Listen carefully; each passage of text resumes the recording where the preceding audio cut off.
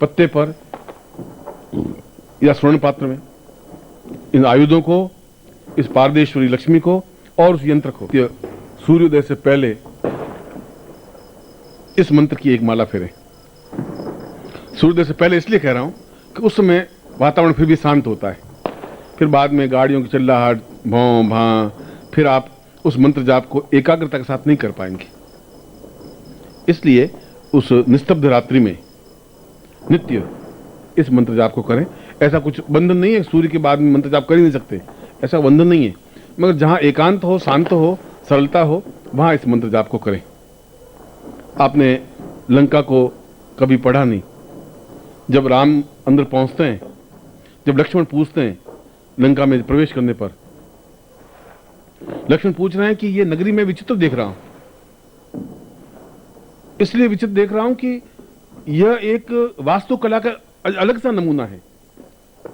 वह तो बीज रेखा गणित के अनुसार भवन निर्माण होना चाहिए, नगरी का निर्माण होना चाहिए। यह तो वैसा है ही नहीं। यह ऐसी कैसे है प्रभु? राम कह रहे हैं कि यह एक विशेष लक्ष्मी युक्त नगरी का निर्माण है।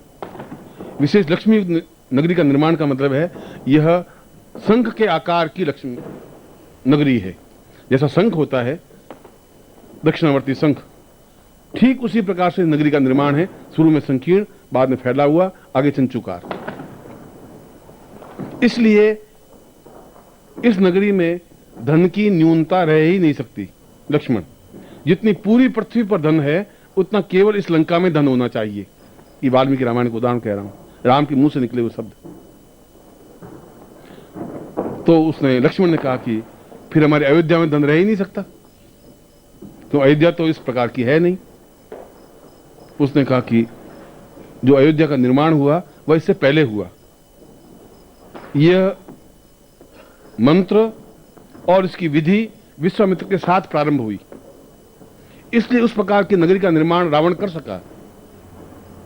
मगर बाद भी अगर केवल दक्षिणावर्ती शंख स्थापन करे, यह प्रयोग भी दिया है, और ऐसा शंख स्थापन करे जिसमें कम से कम आज की भाषा में 1 किलो धान आ सके, 1 किलो चावल आ सके, इतना बड़ा, और नित्य इस मंत्र को जप करे, स्वर्ण प्रिया मंत्र को, और अक्षत उसमें डालते रहे।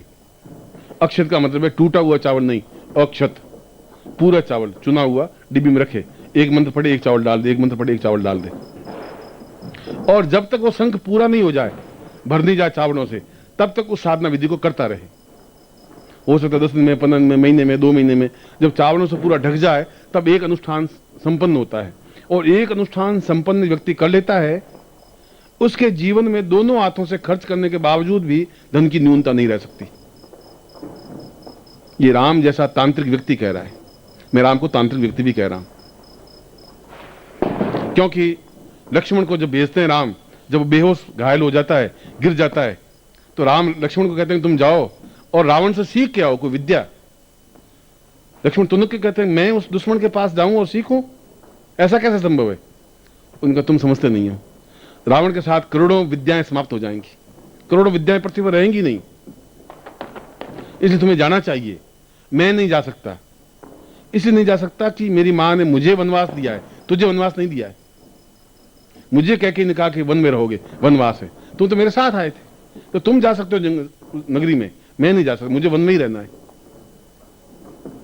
और वो घायल रावण पड़ा है, और लक्ष्मण राम की आज्ञा से जाते हैं, और जाकर के अहम में कि मैंने इस रावण को परास्त किया है, और उस सिर के पास खड़ा हो जाता है।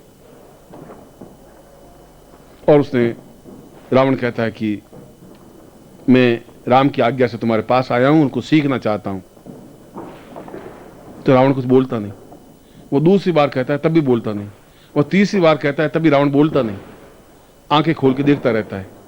लक्ष्मण तुनक करके वापस राम के पास आ जाते हैं। उनका आपने मेरा अपमान करने के लिए क्यों भेजा? 3 बार मैंने उनको कहा, 3 बार रावण बोला ही नहीं। अभी तो घमंड इतना अधिक। उनका लक्ष्मण तुम खड़े कहां थे? कि मैं सिर के पास खड़ा था। कि शिष्य सिर के पास खड़ा नहीं होता, अगर शिष्य है तो चरणों के पास खड़ा होना पड़ेगा तुम्हें। तुम चरणों के पास खड़े होके तुम कहो। वो रावण इतना मूर्ख नहीं है, विद्वान है, वो जरूर उत्तर देगा। पर तुम्हारी मान्यता के खिलाफ तुम गए। शिष्य सिर के पास खड़ा नहीं होता, सिर तो चरणों में खड़ा होता है। तुम वापस जाओगे, वापस जाते हैं लक्ष्मण, वापस चरणों में जाकर खड़े होते हैं और कहते हैं कि मैं दशकंदर रावण आपको प्रणाम, रावण को मैं लक्ष्मण दशरथ का पुत्र प्रणाम करता हूं। तो उसको आशीर्वाद देता है, तुम विजयी भव।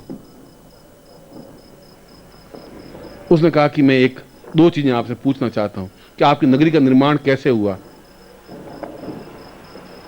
तो वह कहता है कि ये शंख के आकार की मेरी नगरी है और इस प्रयोग के माध्यम से इस नगरी में कभी भी अकाल नहीं पड़ सकता, इस नगरी में कभी देवता हावी नहीं हो सकते, इस नगरी में कोई व्यक्ति अकाल मृत्यु को प्राप्त नहीं हो सकता, इस नगरी में किसी प्रकार का दुर्भिक्ष नहीं हो सकता, इस नगरी में कभी गरीबी नहीं आ सकती। अब हम नगरी का निर्माण तो कर नहीं सकते, मगर शंख का निर्माण तो कर सकते हैं, शंख को स्थापन कर सकते हैं। जो नगरी में नहीं हो सकता था वो हमारे घर में शंख के माध्यम से भी नहीं हो सकता।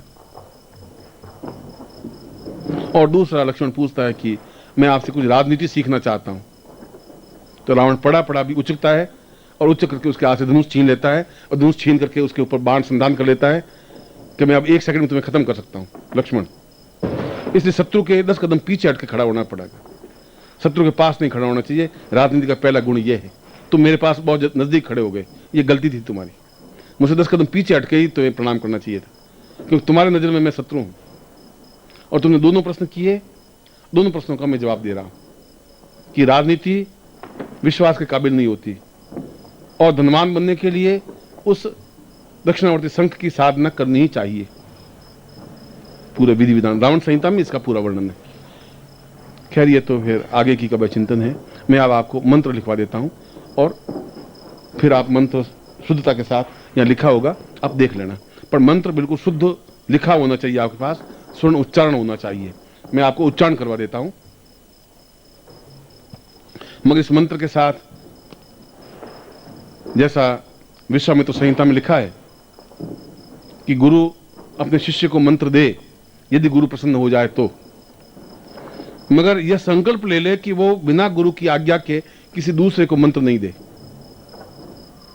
और मैं भी उन नियमों का पालन करते हुए, विश्वामित्र के शब्दों को पालन करते हुए मैं भी आपको आज्ञा देता हूं कि मैं आपको मंत्र तो सिखा देता हूं, मगर मेरी बिना आज्ञा के आप ये मंत्र दूसरों को नहीं देंगे किसी भी हालत में, यह आवश्यक है। मैं मंत्र बोलूंगा, आप उच्चारण करेंगे, फिर लिख देना।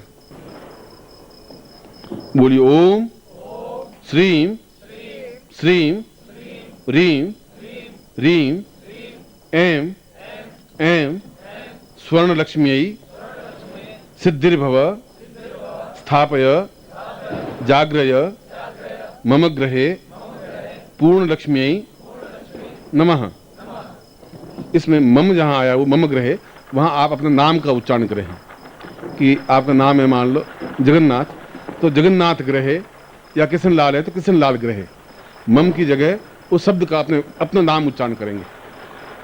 और इसके लिए माला की जरूरत नहीं है, सामने ये आयुध स्थापन कर दें, फिर इन आयुधों के पीछे उस यंत्र को स्थापन करें और आयुधों के आगे पारद लक्ष्मी को स्थापन करें। पारद लक्ष्मी आप बैठे हैं, फिर पारद लक्ष्मी है, फिर 5 आयुध हैं और उसके बाद में वो यंत्र है, यदि आपके पास यंत्र हो तो। यदि यंत्र नहीं है तो फिर आप और पारद लक्ष्मी और 5 आयुध, और फिर इस मंत्र को संपन्न करें और संपन्न होने के बाद में लक्ष्मी की आरती कर दें। उसके बाद ही आप अपना कार्यकाल जो भी करें।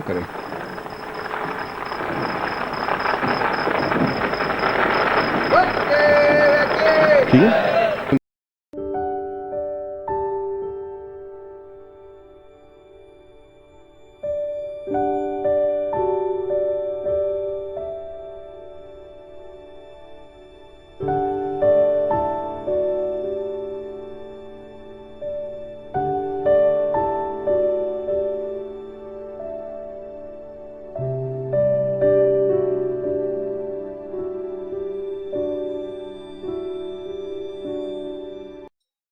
ओम परम तत्वाय नारायणाय गुरुभ्यो नमः।